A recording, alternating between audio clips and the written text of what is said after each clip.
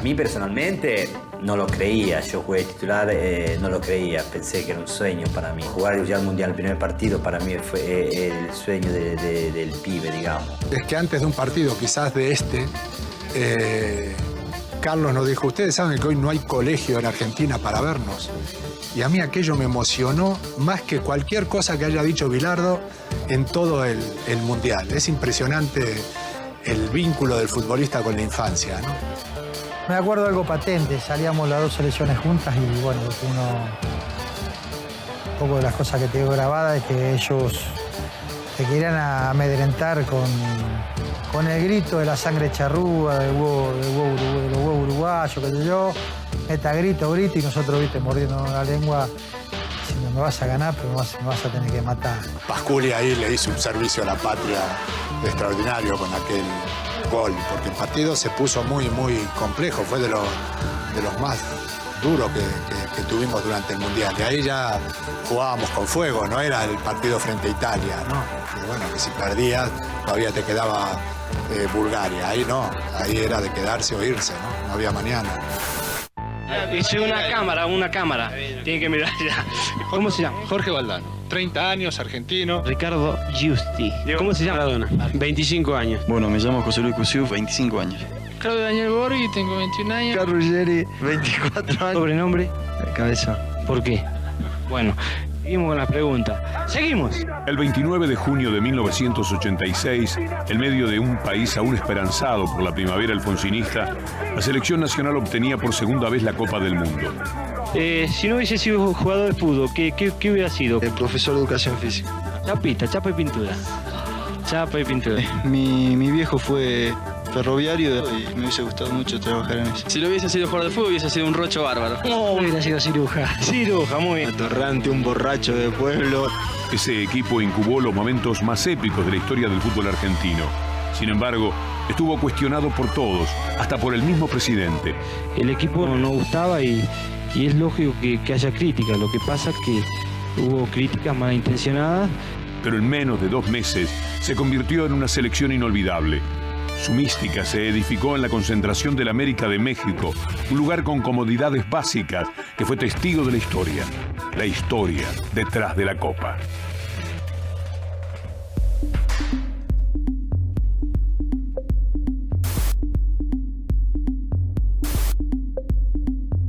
En enero, creo que fue del 86, me llega un informe de cómo había hecho Francesco Moser para batir el récord de la hora en Ciudad de México. Y el jefe del grupo era Antonio del Monte. Se lo comento a Diego y le digo, mira, a mí me parece fenomenal poder aprender de ellos. Así que comenzamos a ir a lo de Dalmonte todos los lunes después de los partidos. Eran todos trabajos de corta duración, pero de altísima intensidad, porque a partir de todo eso comprendimos de que el sistema de reaportación de energía de Diego era completamente distinto. O sea, era capaz de hacer movimientos de gran intensidad, pero después necesitaba mucho tiempo para recuperarse. Entonces, cada vez que hacíamos algo era realmente para que él pudiera tener esa sensación de fatiga, de ahogo, que le iba a pasar en México. Después le pasaba, pero él ya no solamente estaba su cuerpo acostumbrado, sino que estaba su mente, que es tan o más importante que lo primero. Yo creo que fue la única vez que, al menos el tiempo que yo estuve, fueron casi 11 años con Diego, la única vez en que él se propuso dar el máximo del mismo y no conformarse con ser el mejor de todos.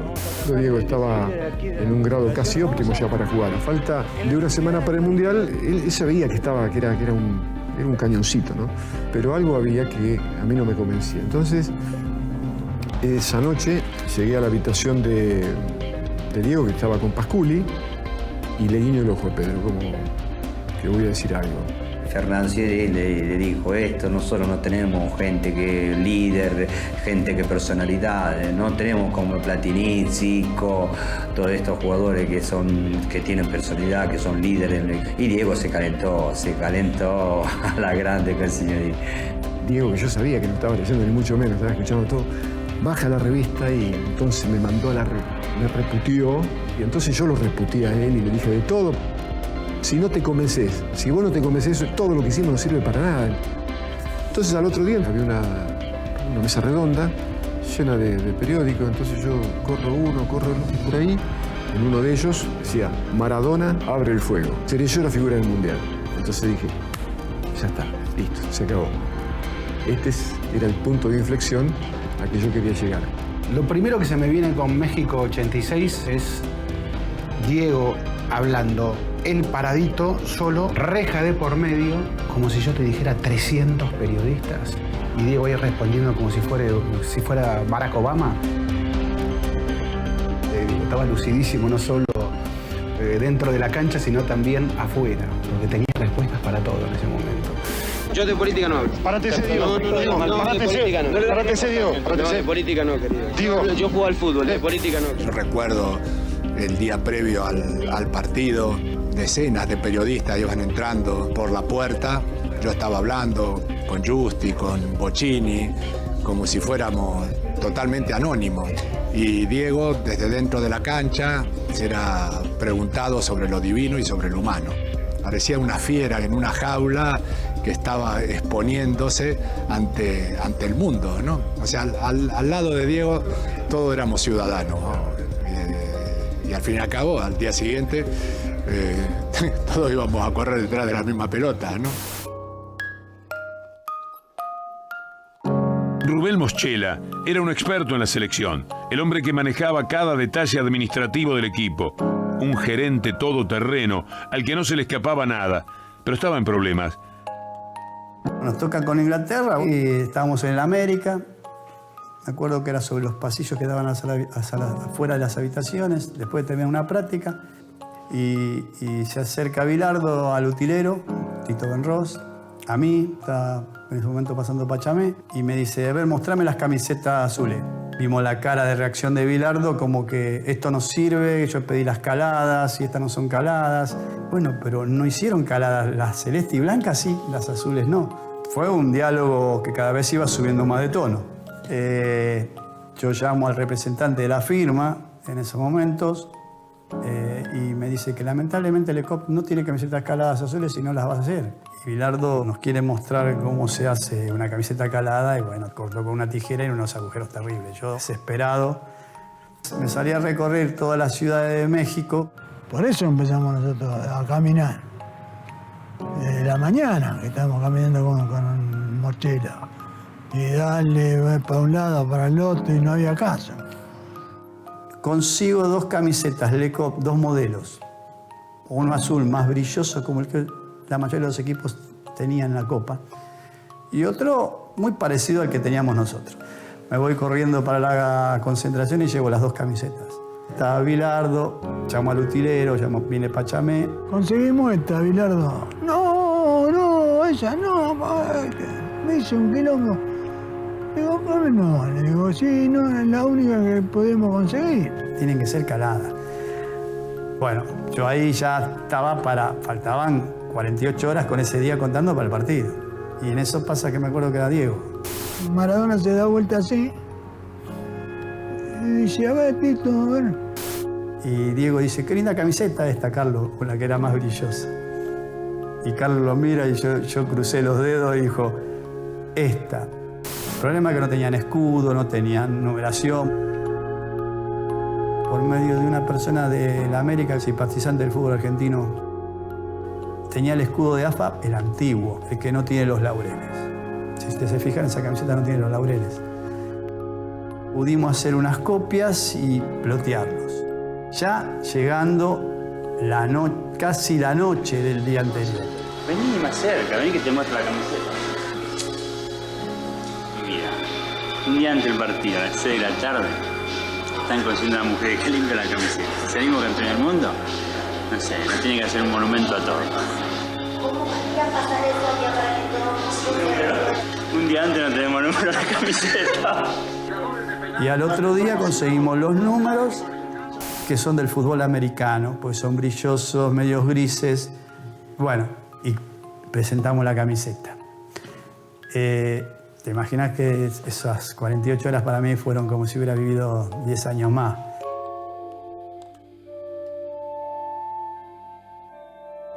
Este será un partido ideal para que se confundan los imbéciles. para que se confundan los imbéciles. El encuentro entre Argentina e Inglaterra tiene suficientes elementos para que valga por sí solo. Es por los cuartos de final. El que pierde queda eliminado. Además, representa un choque de estilos absolutamente distintos. No se necesitan elementos conflictivos, o no hace falta agregarle ningún condimento extra a esto que, de por sí, tiene un sabor futbolístico muy grande. La mezcla de política y el deporte es permanente. Pero la política no está metida dentro de una cancha. Allí somos hombres que tenemos la misión de jugar y no otra cosa. Es una oportunidad muy grande Para darle una verdadera lección al mundo. Para establecer distancias con toda clase de histería. ¿Qué te parece? Muy bueno. Es un tipo inteligente el que escribió esto. No sé quién lo escribió. ¿Alguien de nosotros? Ah, mirá vos, qué lindo, mirá, se me pone la piel de gallina, che. Y habrá sido Jorge. Pues es Jorge. Valdano. ¿Valdano? Yo creo que lo dije yo, ¿no? Sí, por lo menos me reconozco en el primer párrafo. No sabía que era tan larga la declaración, pero bueno, se parece a mí, yo matizo todo. Clarísimo como el día de hoy, que sigue hablando y sigue siendo tan claro, ¿no? Un tipo que ve las cosas como las escribió, ¿no? Y que es verdad que el deporte no tiene nada que ver con una guerra, pero que el corazón en el deporte tira mucho por la bandera. Está bien, desde un punto de vista ético es irreprochable, pero el paso del tiempo de alguna manera desmiente esa sensación que yo tenía antes del partido. Yo no le vi la relevancia estomacal que tenía el partido. No diré política, sino estomacal que tenía el partido. Pero desde que se jugó hasta hoy, esa relevancia no ha hecho más que crecer, señal de que en aquel momento existía esa demanda por parte de la sociedad argentina. Y de hecho, Maradona pasó a tener la consideración que tiene por la fuerza de aquel partido. Yo estaba en plena colimba, a mí me salvó el fútbol. Yo estaba en el regimiento Patricio, yo soy categoría 62. Yo estaba jugando en el 82 Independiente y el fútbol me salvó porque firmaba y estaba a disposición si llegado el caso faltase gente para ir al sur. Y de especial era el hecho de jugar contra Inglaterra, pero también por por la atmósfera, por lo que se decía.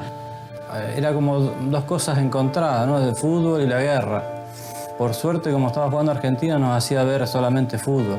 El tema de la guerra, para mí, que la había vivido, quedaba en un segundo plano.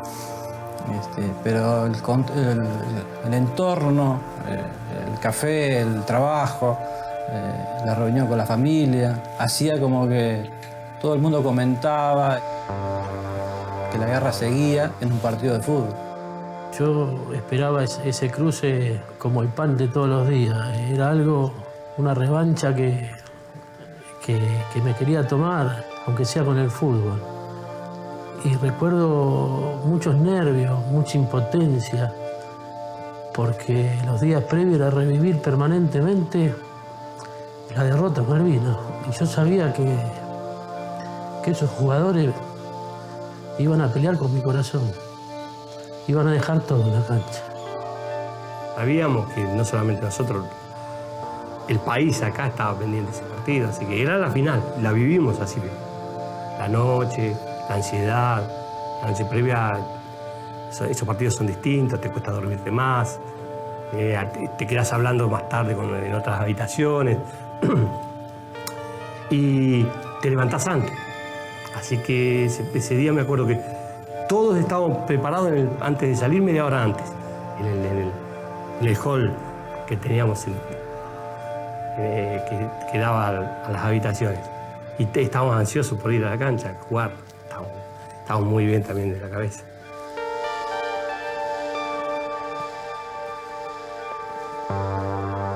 Yo siempre digo lo mismo. hay que estar en ese momento con la gente de Inglaterra a la derecha, en el medio los árbitros y a la izquierda el grupo argentino. Y Diego, que iba caminando y te decía, vamos, vamos, que estos hijos de...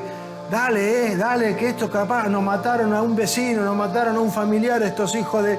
¿Me entendés? Todo así.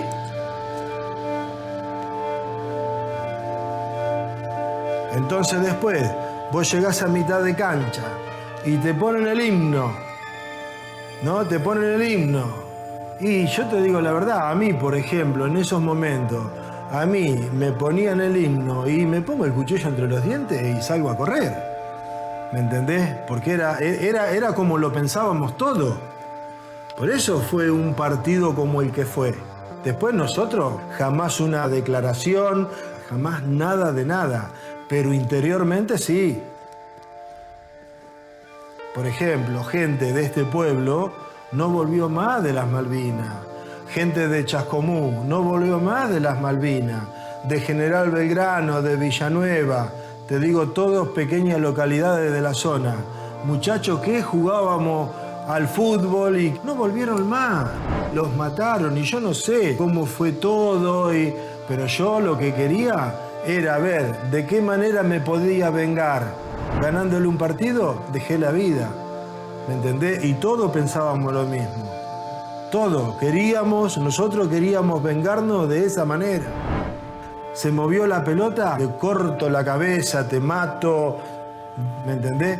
Jamás hablamos de que al problema de Malvinas nosotros lo íbamos a llevar a la cancha. Porque te estaría mintiendo. Eso jamás lo hicimos.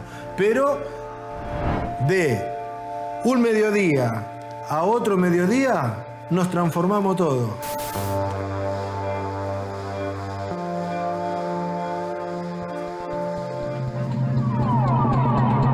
El 18 de septiembre de 1982, y en solo 157 palabras, Borges resumía el horror de la guerra de Malvinas en su poema Juan López y John Ward.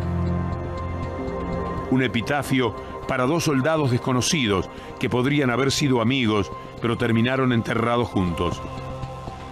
Es una bendición que lo que ahora enfrenta a estos dos países sea el fútbol y no la guerra. En la cancha no hubo episodios de histerismo futbolístico, que eran muy comunes en la época. No hubo expulsiones, no hubo conflictos, excepto el primer gol de Diego, donde hubo protestas por parte de Inglaterra, muy menores que si hubiera sido al revés, seamos sinceros. Verdaderamente insólito, porque fue de una nitidez. Estaba haciendo mis apuntes para ayuda a memoria para después comentar el partido. Fue ver y bajé la vista, iba a poner, así como hacía siempre, breve, ¿no? Diego, mano, anulado. Y Proyecto, que estaba al lado mío, me pega un codazo feroz que me duró el moretón 3 o 4 días y escuché las palabras, lo dio. Lo dio. La mano de Dios, yo de ninguna manera lo puedo comparar con episodios que discuto de Italia 90, como el bidón a Branco. Eso es algo planificado. La mano de Dios no es algo planificado. El instinto no se planifica. Y esa jugada es puro instinto. No es que Maradona va a planificar que va a tener justo ese salto con Shilton y etc. No. Eso es puro instinto de Dios, y con esa picardía del movimiento del cuerpo, de la cabeza, como diciendo cabecé, ¿no? Años posteriores me tocó ir a una conferencia a Inglaterra sobre deporte, ética. Y bueno, dije, ya que esto es en Inglaterra, les voy a hablar de la mano de Dios a los ingleses. Y me acuerdo que me busqué ejemplos de actitudes en las que los ingleses y esos gentlemen que practican el fair play terminan siendo deportistas también como cualquier otro que quieren ganar. El más claro ejemplo fue el Mundial del 66, esa final que ganan con una pelota que no cruza la línea. Pero después encontré otras situaciones también, ¿no? Por ejemplo, Lineker también intentó una mano de Dios, creo contra Rusia en Italia 90, ¿no? Claro, se la vieron. El inglés no tenía la misma picardía que usaban en Fiorito. Entonces la mano se la vieron. ¿Qué diríamos ahí? ¿Qué hubiésemos discutido? Una vez hablando con un inglés, Francia 98, y recordamos esa corrida tremenda de Michael Owen, ¿no? Así medio en diagonal, ¿no? Y que era livianito Michael Owen. Chamot creo que lo cruza. Y Michael Owen se tiró, piscina. Acá dijimos que Owen era el representante de los piratas, de la villanía inglesa, de la codicia, de Francis Drake y compañía. No dijimos todo eso acá. Lo consideramos como una acción natural del fútbol, de una picardía, y una picardía, no quiero ser peyorativo hacia la palabra picardía. El fútbol es un juego de pícaros, ¿no? Si alguien no entiende eso, no entiende el fútbol. La pelota va para Maradona, Maradona puede tocar para Enrique, siempre Maradona es un drible, se va entre tres, siempre Diego, genial, tocó para Valdano, entró Maradona, falta el 3,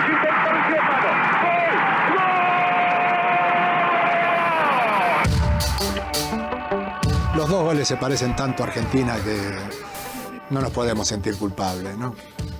Nosotros somos así, el potrero es así. El potrero no aplaude al honesto, aplaude al atrevido y aplaude al pícaro y aplaude a aquel que se sabe aprovechar de todo, incluido del reglamento. Y luego aplaude el virtuosismo. Diego fue capaz de abarcarlo todo en 2 jugadas. Difícilmente encontremos más argentinidad en otro partido que en ese. ¿Cómo un hombre se puede volver mito en Argentina? En muchos casos pasa con la muerte, como pasó con Carlos Gardel, con Eva Duarte de Perón o con Ernesto Guevara. Pero ¿cómo es un mito en vida y con 25 años? Tal vez la respuesta está entre el minuto 51 y el minuto 55 de ese 22 de junio de 1986 en el Estadio Azteca de la Ciudad de México. Después del partido y a medida que han ido avanzando los años, aquellos que jugamos hemos entendido hasta qué punto aquel partido resultaba relevante para el aficionado medio. Era una especie de venganza, ¿no? Era decirle, con bombarderos cualquiera, vamos a ver ahora sin bombarderos, no. Sin bombarderos ganamos nosotros.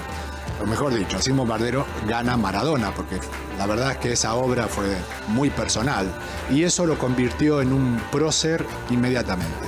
Podía haber regresado a Argentina en un caballo blanco como San Martín y la gente lo hubiera aplaudido, lo hubiera aclamado, no como un futbolista, sino como un referente político, militar, social, como queramos llamarlo, ¿no? Pero desde luego que trascendía a lo estrictamente futbolístico. Necesitamos de mitos, necesitamos de tipos a los que podamos idealizar, que sean capaces de hacer lo que nosotros, o materializar nuestros sueños, ¿no? Después nos encargamos en el camino después de destruirlo. Hasta antes del 21 de junio del 86, Maradona era un crack, un excelente jugador, todo esto que podemos pensar, pero no era todavía el padre de la patria. Ahí lo tiene Maradona, lo marcan 2, pisa la pelota Maradona, arranca por la derecha el genio del fútbol mundial, y es el tercer a tocar para Borruchaga, siempre Maradona, genio,